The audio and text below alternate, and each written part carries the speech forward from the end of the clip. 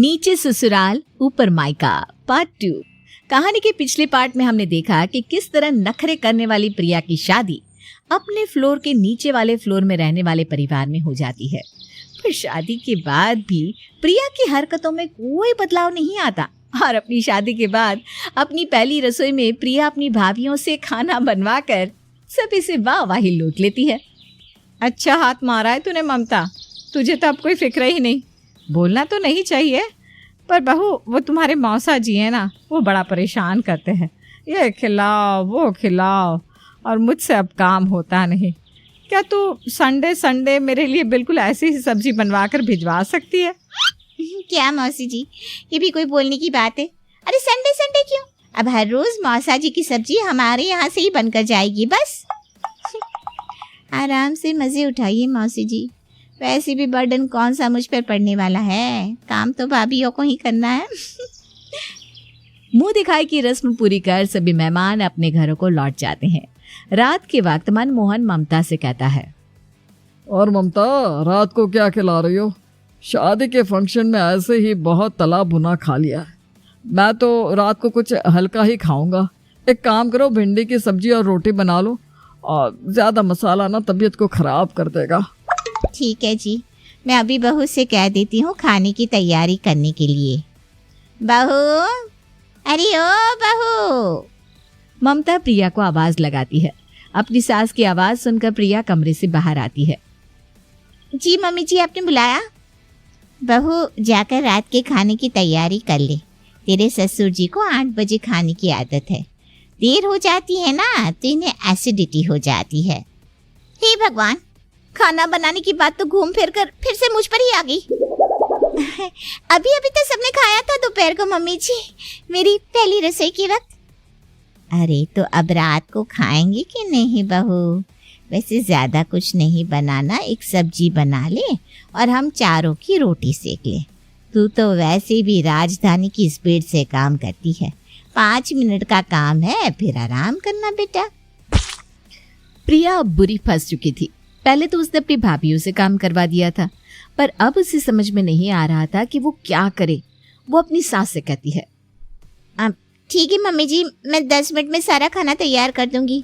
तब तक ना मैं छत पे वॉक करके आती हूँ। हाँ। वॉक करने के बहाने प्रिया सीधा अपने मायके जाकर अपनी माँ से लिपट कर उससे कहती है, ये खाने का चक्कर क्या है मम्मी, जो खत्म ही नहीं होता?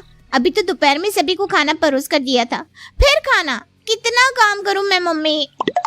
अरे बेटा, क्यों टेंशन लेती है तू? मैं तो कहती हूँ तीनों टाइम का खाना यहीं बनवा लिया कर, तेरी भाभियाँ कब काम आएगी? जहाँ हम लोगों का खाना बनता है वहाँ तुम लोगों का खाना भी साथ साथ बन जाएगा। अरे 2 रोटी एक्स्ट्रा सेकने में वक्त कितना लगता है? 2 रोटियां कहाँ मम्मी जी, प्रिया दीदी के ससुराल में तो 4 लोग हैं, और अगर उन्हें इन चीजों के बारे में पता चल गया तो बड़ी आफत हो जाएगी। अरे तब की तब देख लेंगे, तुम जाओ और भिंडी की सब्जी और रोटी 4 लोगों के हिसाब से बनाकर पैक कर दो, जाओ जल्दी। प्रिया फिर से अपने मायके से ही अपने ससुराल वालों के लिए खाना बनवाकर नीचे अपने ससुराल ले जाती है और सभी को खिला देती है, और ये सिलसिला इसी तरह शुरू हो जाता है। प्रिया हर सुबह उठते ही मेनू अपनी भाभियों को बता दिया करती और अपनी भाभियों से खाना बनवाकर उसे नीचे अपने ससुराल वालों को परोस दिया करती। फिर एक दिन जब अपने रसोई में प्रिया अपने मायके से लाए हुए खाने के टिफिन को निकाल रही होती है, उसी वक्त ममता रसोई में आ जाती है। खाना तो तूने ताजा बनाया है बहू, तो खाना तो कढ़ाई पर होना चाहिए ना, ये टिफिन में कैसे चला गया? वो mummy ji, I am sorry mummy ji. Priya की चोरी पकड़ी गई थी। वो बुरी तरह डर जाती है और उसके मुंह से एक शब्द बाहर नहीं आता। घबरा मत बहू, तुझे क्या लगता है कि मुझे पता नहीं था कि तू रोज रोज ही खाना कहाँ से लेकर आ रही है? अरे मैं भी कभी नई नई बहू बनी थी, ऐसी कई चालें मैंने भी चली है, तो तू टेंशन ना ले। मैं भी तो अपने ससुराल वालों को भोजनालय से मंगवा कर खाना पकड़वा देती थी। इसीलिए आज तक मुझे खाना बनाना नहीं आया। तो तू जो कर रही है बिंदास कर सकती है, मुझे कोई दिक्कत नहीं है। हमें खाना मिल रहा है, हमें तो खाने से मतलब है। Oh god mummy ji, you are so amazing. मैंने तो सोचा भी नहीं था कि मुझे इतनी अच्छी सास मिलेगी। Thank you thank you thank you mummy ji. वो कहते हैं ना, एक तो स्याना, दूसरा अंधों में काना। जैसी प्रिया थी उसे वैसा ही ससुराल मिल गया, पर इस सब का असर पड़ा तो सुचि और रमा पर, जो सुबह 4 बजे उठती और रात 12 बजे तक अपनी ननद के ससुराल वालों की फरमाइशों को पूरा करती रहती। हेलो भाभी, मोना निकुंज को एक ऑफिस ट्रिप के लिए निकलना है, तो आप प्लीज़ इनके लिए 2 दिन का खाना तैयार करके नीचे भिजवा सकती हैं। एक्चुअली ना मैं मेकअप कर रही हूँ, वरना मैं ही आ जाती नीचे। ये देखो, अब तो हद हो गई। फोन पर ऑर्डर आते हैं और हम डिलीवरी नीचे लेकर जाते हैं। वही ना, अब तो कुछ करना पड़ेगा। मैं तो सही से नाश्ता भी नहीं कर पाती। मुझे तो याद भी नहीं कि किस दिन मैंने बैठकर आराम से नाश्ता किया था। सुबह की चाय, फिर नाश्ता, दोपहर का खाना, शाम में स्नैक्स, रात में खाना, और उसके बाद 12 बजे सबके लिए दूध। ये भी 2-2 परिवारों के लिए उनकी पसंद के अनुसार। ये क्या मजाक है। मैं तो चलती फिरती मिनी रेस्टोरेंट बन गई हूँ। अब तो बात ऐसी हो गई थी कि प्रिया के ससुराल वाले जाते तक नहीं थे। अरे जिसका जो मन किया फौरन फोन घुमाकर ऑर्डर ऊपर भिजवा देता। सभी बैठकर गप्पे मार रहे थे कि तभी उनके घर की बेल बजती है। प्रिया उठकर दरवाजा खोलती है तो दरवाजे पर रमा और सुचि।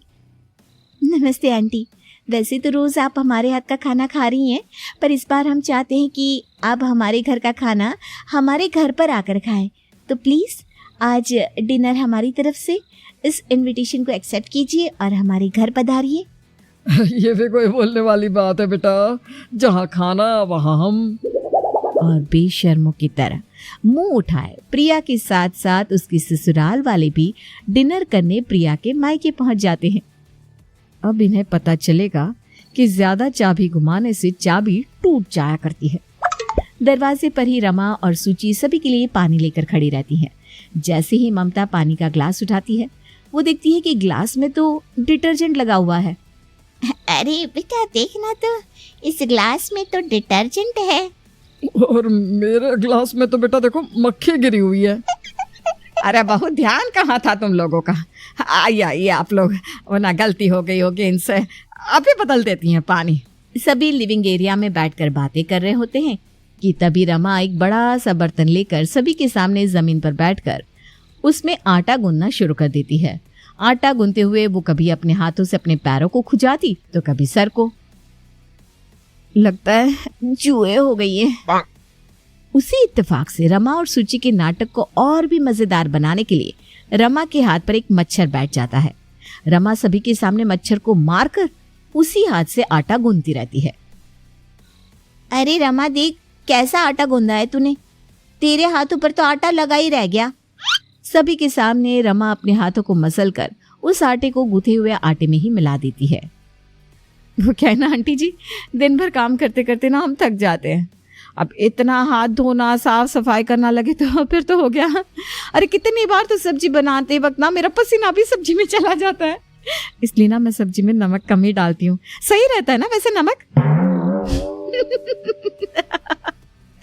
रमा और सुचि की बात सुनकर प्रिया के ससुराल वालों को उल्टी आने लगती है और सब उल्टे पैर वापस अपने घर को रवाना हो जाते हैं। इस दिन के बाद वो गलती से भी प्रिया को सुचि और रमा से खाना बनवाने की इजाजत नहीं देते और रमा और सुचि अपनी ननद के अत्याचार से आजाद हो जाती हैं।